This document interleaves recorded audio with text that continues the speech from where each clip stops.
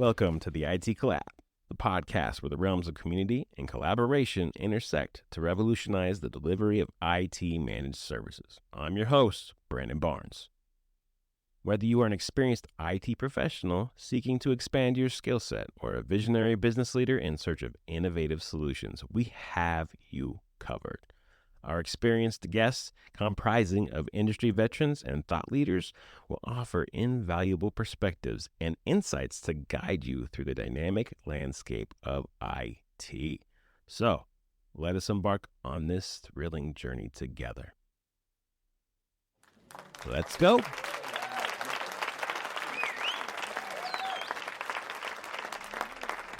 Hey everyone, welcome to the IT Collab. It's a place where we talk about all things and technology. So if you've been a first-time listener to the podcast, we're changing up a bit. It's our first video. So I have my wonderful friend Nathan Taylor on. My name is Brandon Barnes. I'm IT engineer, architect, VP, you want to call it all the things. That's what I do. And I have my cohort who's very similar to me. Been in the industry for 20 years, and Nathan, I'll let you introduce yourself and kind of your background. Yeah, I appreciate it, man. Thanks for having me. I'm excited to be on and looking forward to a good conversation. Absolutely. As you mentioned, my name's Nathan Taylor. I'm the Senior Director of Enterprise Solutions at SourcePass. Nice. But I've been doing, like you said, small medium business IT for 20 years. Right. Cut my teeth doing break fix for a small company, 3 of us. Spent 10 years doing that. That was invaluable. Doing sales, support, service, security, you name it, doing it all. And then moved into more of the MSP space the last 10 years. Helped run a 30-person MSP as the CTO for many years. So I led the sales engineering and architecture and engineering security teams for a number of years. And then we were acquired by SourcePass in the last year. I'd moved into more of a pre-sales engineering role. And then I have a lot of input on our Microsoft relationship on product and just the greater Microsoft partner ecosystem. I love nerding out about this stuff. So yeah, it's awesome. I think what I've learned from you is it's not just about Microsoft realm. Like you've taught me a lot more about other places as well, right? Yeah. So yeah, I really appreciate your perspective on other tools, new tools that I've, any types of VPNs and other things. And so I really appreciate your perspective on that. Who's the latest, greatest on licensing and all the things. Right. Cool. So today, you reached out and we talked, and it's something kind of new for me-ish, is that Copilot, Microsoft Copilot. Yes. Right. So it's funny when you reached out, I got an email that said, hey, we signed you up for Copilot. I think the day of, along those lines. So we've been using it for, I think I've even seen it shift in the last month. Yeah. Right. About this and Copilot. So we wanted to kind of bring this to, so this podcast is about talking to business people. So I try and keep it simple, not just geek. And that's kind of what we do. So let's talk about Copilot. Awesome. So you've had it for months, many more months than I. Yes. Right. So everyone's heard of ChatGPT. Right. Would you consider this Microsoft's version?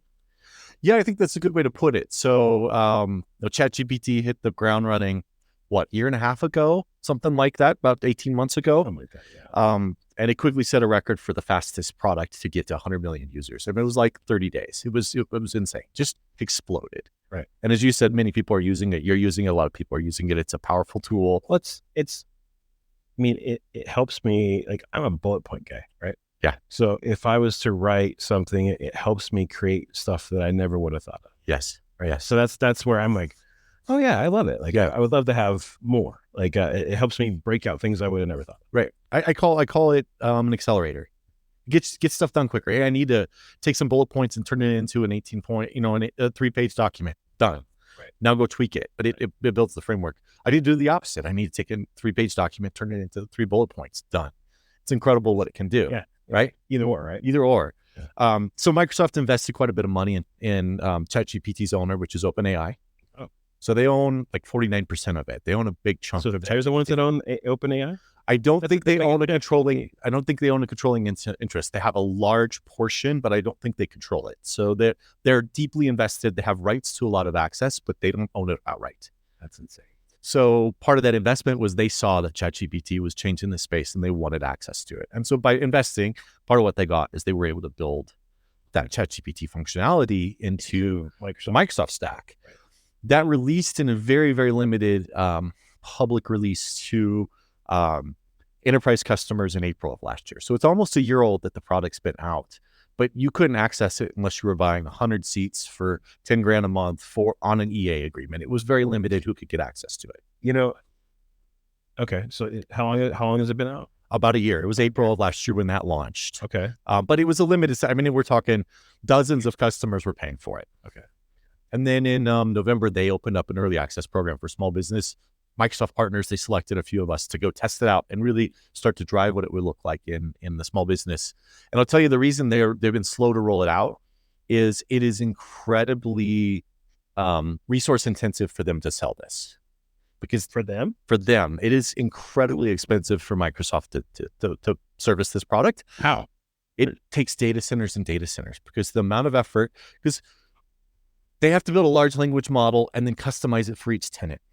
So they're indexing all your data and adding it to the language model so that your company has its own custom language model. And that's okay. So if we were to say this to, regular user guy, I think I would put it as Microsoft literally just indexed everything and you can search your own, so this is one thing I saw. I'll give an example.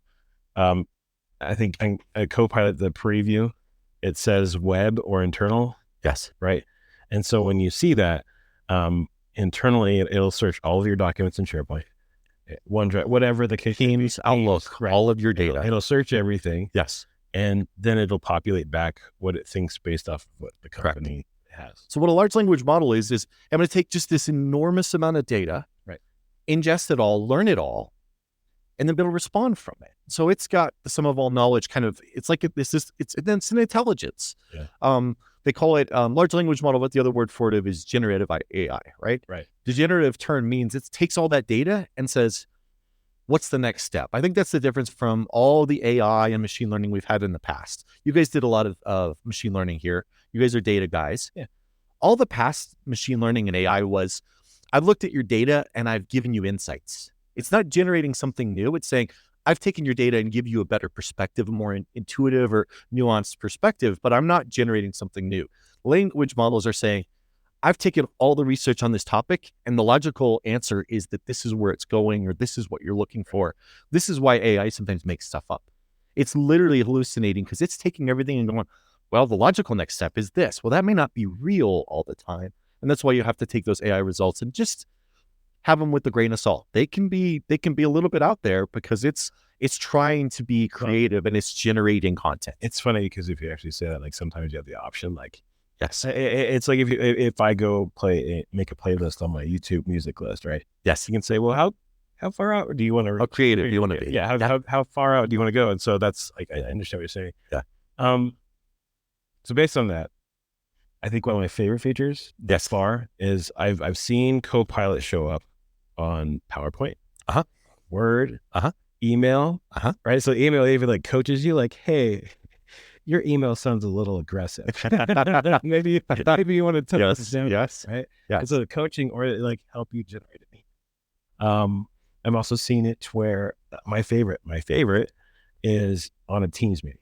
Oh yes. Right. So a Teams meeting. Oh, it's incredible. It turns around and you don't just have one option. You have all the options to say, can you both literally talk to it about the meeting, have conversations about about the meeting. Right. Yeah. That's insane. Well, and the insights it gets are incredible. We play with that quite a bit. How many, this is my favorite part, right? Is we actually went to someone in my company, I'm not gonna say any names, and they showed who spoke the most in the meeting. Yes.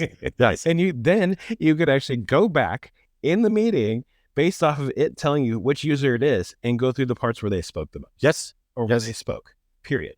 And so you can see the analytics, everyone, where they're at, what happens, how often they talk. Here's everything. Here's a transcription. I'm like, this is nuts. Well, and you can do stuff like, how many times was the word no used in this call? Oh, it was used 17 times. Okay, who used it the most?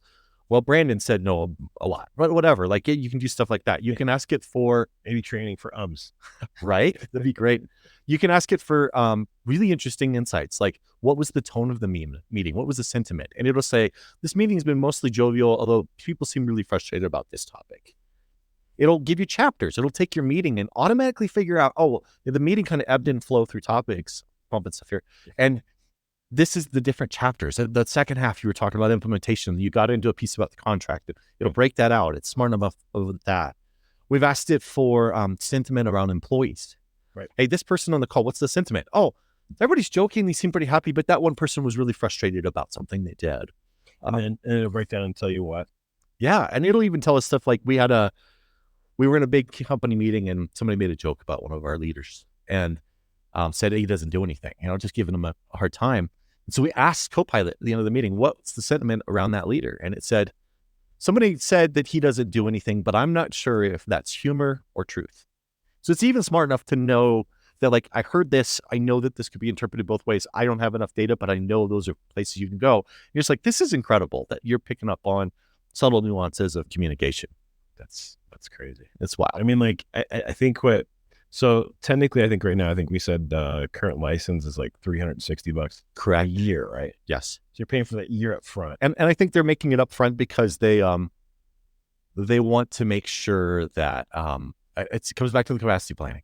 Right. It's so expensive. They're opening a new data center every 3 days. Microsoft is. Every 3 days. Every 3 days. They literally can't. How is that even attainable? It's insane. And the real issue is they can't buy video cards fast enough to build the capacity.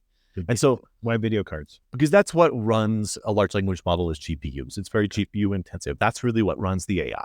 Okay. And so they're building data centers full of NVIDIA video cards. They're starting to build their own hardware and everybody's kind of making a race to the next thing of hardware. But for now, this is why NVIDIA just became the third most valuable company in the world. Are you serious? Yes. They just passed Amazon because AI is driving so much revenue for them. That's insane because I always thought, like, I almost felt like hardware has kind of had like a stall out, like kind of like a dead in the water for a while. Yeah. Like, say we've kind of maxed out on RAM, like, but no one ever uses their 128 gigs of RAM in their laptop anymore. Right. Like, I don't know.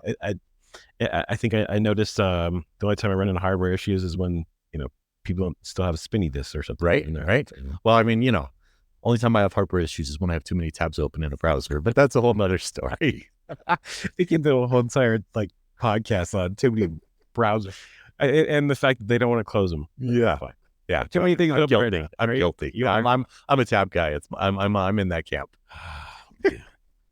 So Microsoft was having trouble building enough capacity to sell it to the masses is really what happened. Okay. So they let an early preview in November. So we got access, started playing with it. And I really thought, reading the tea leaves, that it was going to be more broadly available, maybe in April or June. And then they dropped it on us January, third week in January. I mean, I saw the preview, right? And then obviously, I mean, I played with it a little bit, but like, truthfully, I'm so glad for us to have the real Copilot. I mean, instead of just having the preview on your desktop, like even on this one, it was everywhere. Like Copilot, logo is everywhere. Like, yes, I was just insane. And so and how integrated, how I can use it in the systems, just asking questions. It's almost like having an assistant.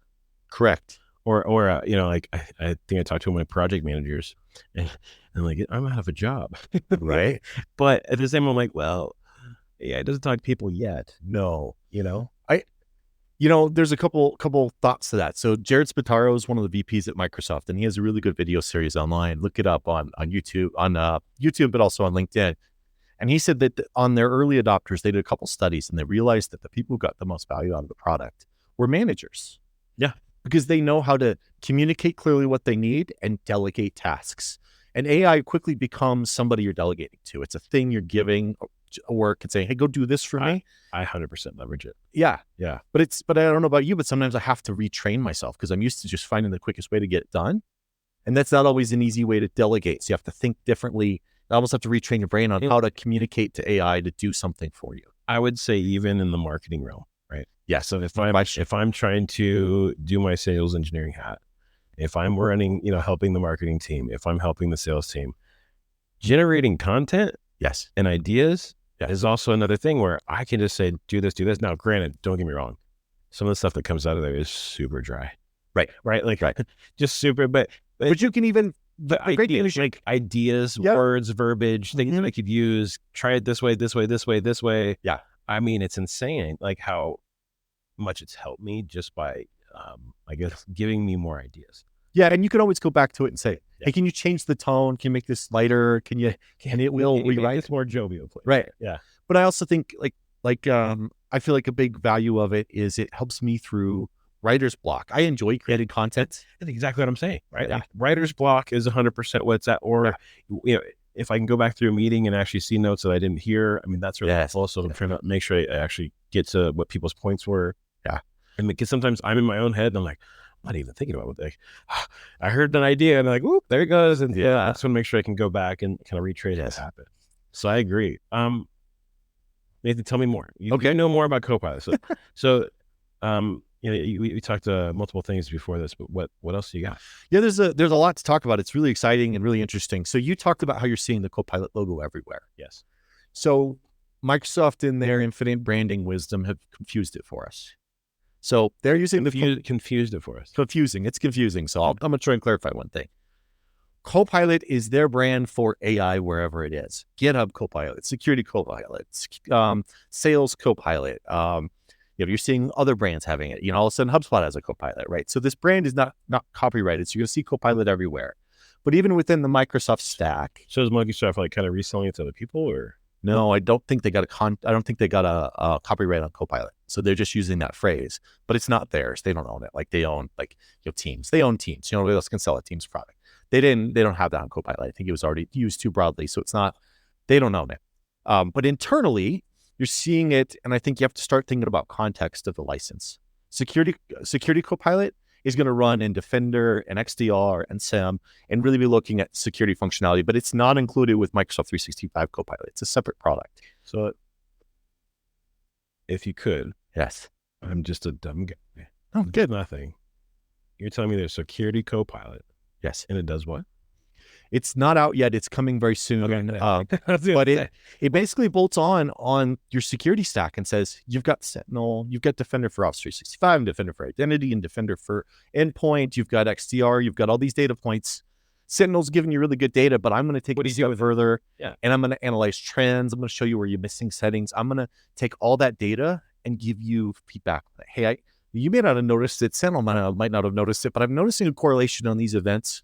Go watch some videos about what they're talking. They're taking AI and applying it across the security stack. And this is the reason why I'm saying stupid. I want to make sure that when people come to me and say, I don't know technology, and we're running into tons of people who we're trying to help secure. Yes. It's the stupidity that's happening out there with security is not like we're trying to sit there and force it. It's hard. There's a whole entire back end of people trying to hack us, do things, scam us out of stuff, do all the things to make their whole living a horrible, not nice way. And we have to prevent that. Or not only that, we have to pay more insurance premiums because people are getting hacked. We have to do all so to have something like, I think what keeps most people up at night is, even if I have a ton of stuff in security, unless you actually have someone dedicated to handle the small, check those small things, check those small boxes. You leave one door unlocked and they're in. Right. They're in. And that's, I think, the challenge, and hopefully what Security Copilot can help with is there's 5,000 checkboxes in Microsoft stack. I mean, it's epic. Yes. And so something that's the secure score alone is never ending. No, I agree. And I think something that comes through and says, hey, I know there's 5,000 checkboxes, but why don't you prioritize these two because they're critical? Right. Or just anomalies, right? Like if there's someone something smart enough like Copilot that can check the anomalies and say, hey, something's happening here that's not good. Some are, just checking like, hey, someone's totally trying to, penetrate and you get through onto your Microsoft stack. I'll give you a scenario that I hope it helps with. I don't know how quickly they'll have this built out, but something I'd love to see. Yeah. Okay, I build out a whole set of conditional access policies for a customer, get everything dialed in. Right. Technician goes in to change something, and as you're saving, it says, by the way, this applies to you. You sure you want to do that? And Microsoft had. And that button is on every time you save a compliance, a conditional access policy that applies to you as the admin. If you click one of the buttons, it excludes you from the policy. If you click the other one, it says, nope, I understand what I'm doing. Yes, apply this to me. And the idea behind that is you don't want to set a conditional access policy, locks yourself out. Right. But I can't tell you the number of times I've gone into a customer tenant and the admin no longer has MFA required because somebody clicked the wrong button and excluded themselves from the policy. Right. Happens all the time. Well, I would love Security Copilot to say, hey, by the way, just so you know, one of your admins is now signing in without MFA. I noticed this pattern. Go look. Go find out why. Go look at that. That kind of stuff where an LLM can look at all your logins and go, Odd that there's an admin without MFA when everything else has it. Go check it.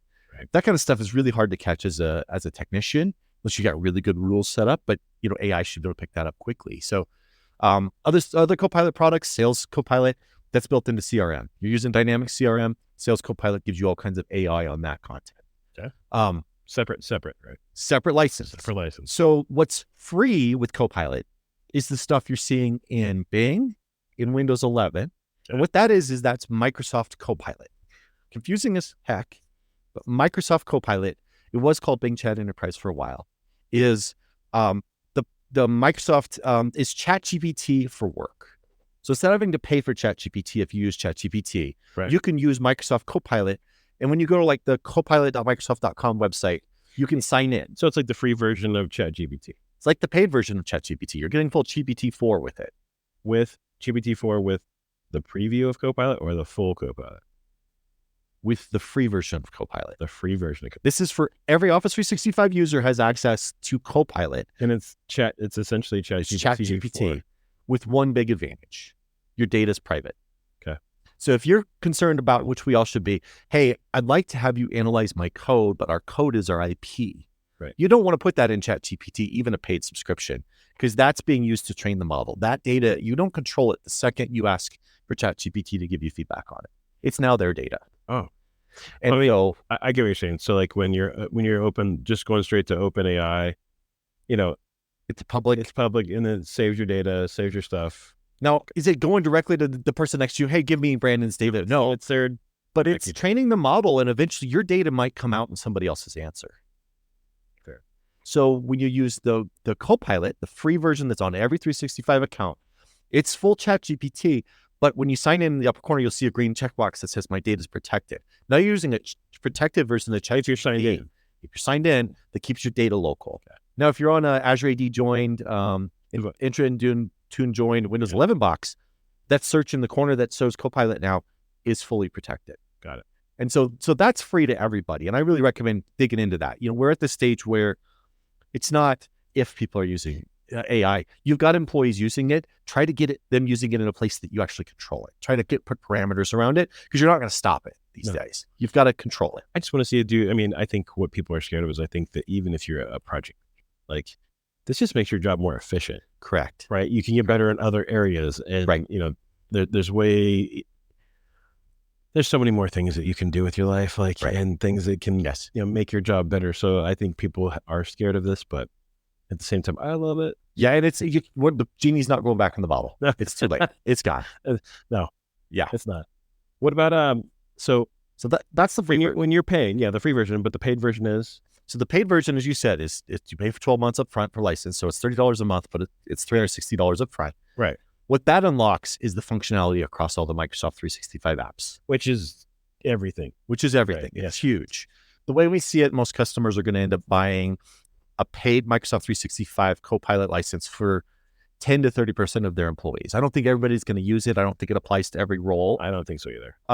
But, like you said, marketing, salespeople, managers, people in a lot of meetings. Even if I have a project manager and they're back to back to back. Oh yeah. Right. The whole point is they can do their job more efficiently. Yeah. There's things that they're not missed, because even though if they're typing over in OneNote or something like that, they're trying to take notes. Level. No, not to that level. Right. When they're reassessing what PM actually understands the temperature of the room. Right. And notating that here's where everyone else talked. I mean, come on, like you just did. It's amazing. Yeah. Yeah. It's fantastic. And so once you unlock that license, it turns it on across all the apps. Let me ask you this though. Yes. I feel like the other paid version, like there's a whole entire chat in Teams. There is. Right. So the chat, when I'm just directly talking to it, the big difference I see between the one on the home screen and the one in Teams is I don't have an option. The one on that just pops up on Windows 11 or 10, like that one says web or internal. Correct. And the one in Teams doesn't. Correct. The one in Teams is internal. So it's a great point. On the web, you're choosing between a private ChatGPT instance, but it doesn't have your data. It's just ChatGPT. That's the web one. Yeah. The internal is a version of ChatGPT, but it's fully indexed your data. So it has access to all your data. And in Teams, that's correct. It's only the internal one on Teams. And that tool is powerful. There's really cool stuff you can do. Like you don't ever have to search for a document with a keyword ever again. Type it in. Hey, I like the spreadsheet about the CIS Top 18 framework I worked with Brandon on. It'll go find it. It knows how to take all those details. If you tried to search that in OneNote, you'd have to think, okay, who authored it? What was the date? What's maybe something in the title? You're trying to find something that triggers it. It's smart enough to know, oh, you and Brandon collaborated on this. I know the content, and you'll find it like that. Isn't that crazy? It's crazy. Like, if anything, it's just more efficient. It is. I love it. But by being an accelerator, it also accelerates some risk. Okay, explain. So we're recommending that as people jump into this product, there's a couple of key things. You need to do a readiness assessment. Meeting. Really go through and make sure that your tenant is set up securely.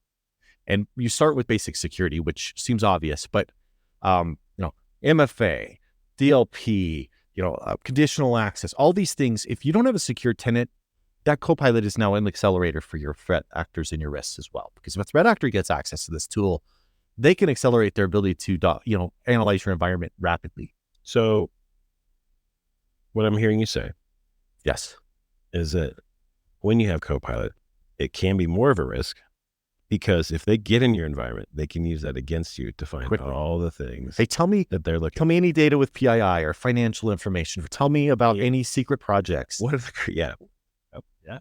Tell me all the data. What are the financials? What are this? Where's the money? Correct. Yeah. But let's take a step back there though, because that's very doom and gloom, right? Yep. It's a real risk, but what it really triggers is a thing that we've struggled with in small business, small and medium business, which is data governance. Data governance is hard. Enterprises struggle with it, and they'll have whole departments where you've got a data governance office and a risk and compliance and a retention guy, and you have all these policies. It's hard. Now you try to do that in a 30-person, 100-person company. It's very difficult. Microsoft 365 Copilot will honor any security controls that you put in place. So if you make a SharePoint site have an ACL on it, only the people with access in that ACL and that access control list will be able to reference data on it in Copilot. So if you got an HR share. Okay, so I hear what you're saying. You're saying basically if they don't have access, then Copilot will not tell them. It won't search. Yeah, it won't search for the thing. Correct. So having the right. And when you mean by governance, it sounds like a very boring thing, and it can be. Yes. But the truth of the matter is segregating your data with security. Knowing what data you have, with access, where it is, and whether it's controlled and secured. And so it's really a set of things. Do I know what my data is? Do I know where it is? Do I have the right controls on it? Have I encrypted the sensitive stuff? Right. So sensitivity labels come in here. And your marketing department is way different than. Correct. Maybe you just lock down your HR, your accounting way differently than you would the other ones, because I think what I see when we're working with a couple cities to do some governance, right? Because that's where more of our place. And so those meetings can be so dry. They're hard. They are. But because you're trying to get everyone to go, they agree on something. Yeah. And it can be such a menial, but when you have a smaller company, I think the thing is, hey, if you have a separate department, you're trying to get them to see the value. That can be a whole nother podcast in security. So, yes.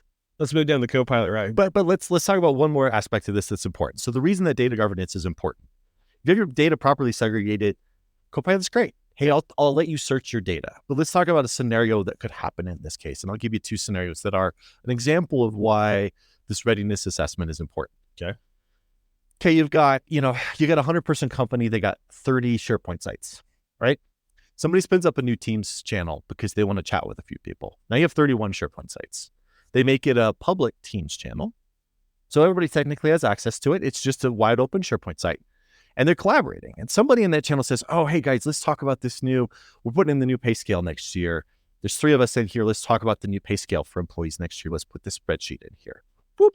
Okay. You guys collaborated in Teams, but which is really a SharePoint site on the back end. And that spreadsheet now lives in that SharePoint site that everybody has access to.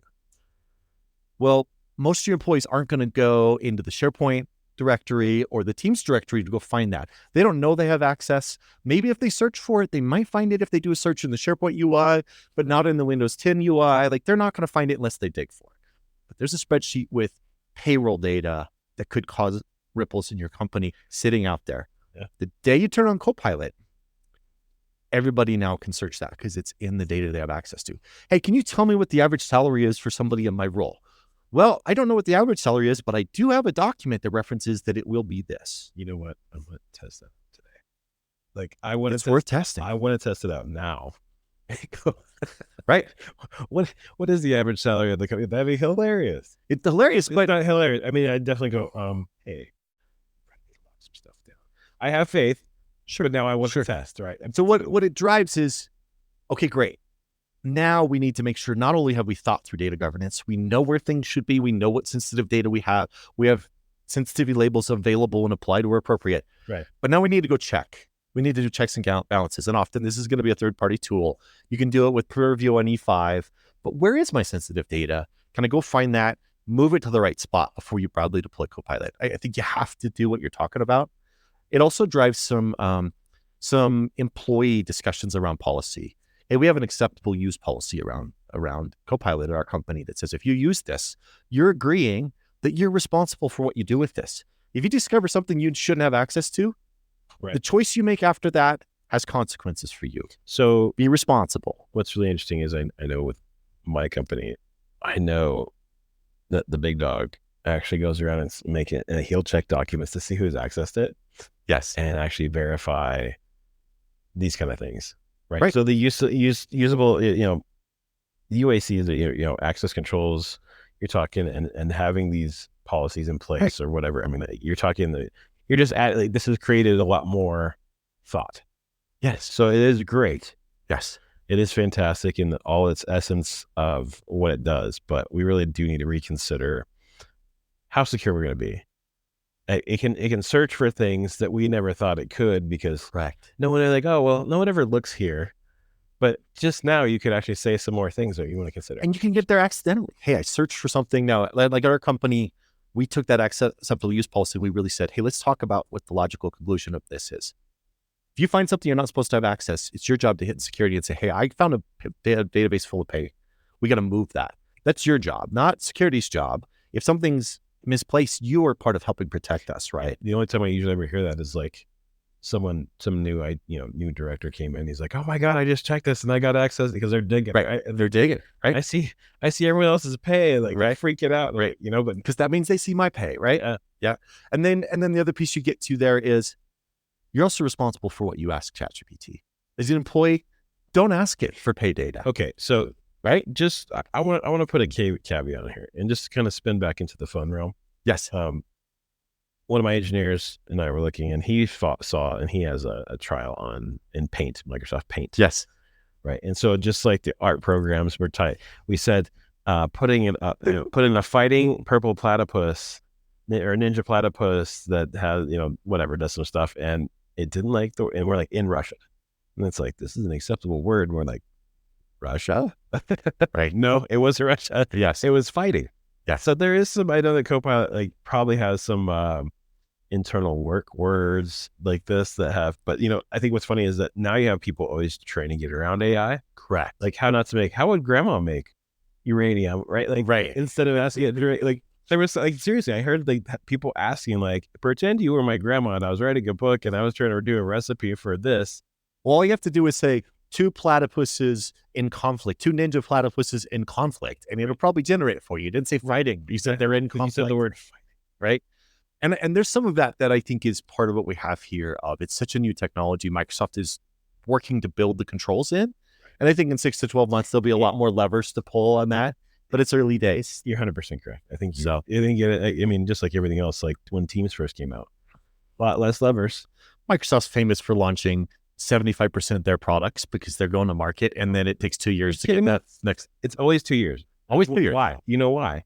Tell us why. We're beta testing for That's them. right. We're always beta testing. We are the beta testers. That's it. Just like, I mean, what's funny is I think this is the first version, or Windows 11, where is it a beta test? Because Vista, was a beta test. Yeah. Windows 8 was a beta test. They got smart and started just doing feature releases. And every once in a while, they take a new number on the feature release, and it's more iterative, right? It's much more agile. Well, you can do the I'll try the in-place upgrade, right? And then if it doesn't work, and we got nerds in our office who are running the feature release, and they're doing the full beta testing before it's of Windows 11, right? You can go get in the feature release channels and test it before it hits the public. Or is it? I'm not. I did it for a while, but then I realized that I just got to get through email and meetings. I don't need to have my laptop acting funny. Oh man. Well, Nathan, I'm going to wrap it up. I know it's around a half an hour, so I would love to have you back and Happy to move we talk more about other stuff. I mean, God, I try to make IT fun, right? Yeah. It's to the umpteenth degree and trying to get people involved, but like, it can be really bland and boring. This is a pretty cool piece. Like, it really can. I think if I could, I'd like show people like all the cool things you can write down. If not, just give it a shot. Just try it. Yes. I've had some naysayers and all of a sudden like, well, I tried it out and I actually came up with all these cool things. They're like, yes.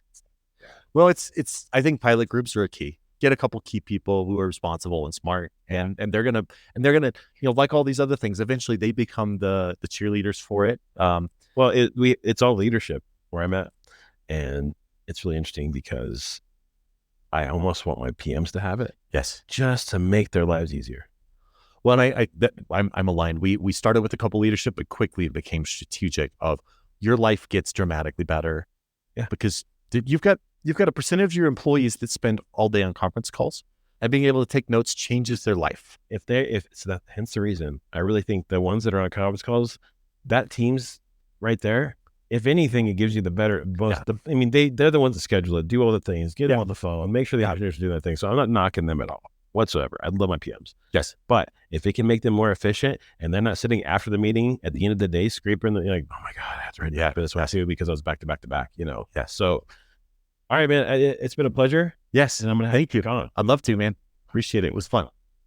I'll turn this off, and for everyone else out there, please don't forget we're gonna blow up here. So don't forget to like, subscribe, join, become a member of all the things. Exactly, right? Your Patreon, all the things. Yeah, all the things. All right, have a good one. Talk to you soon.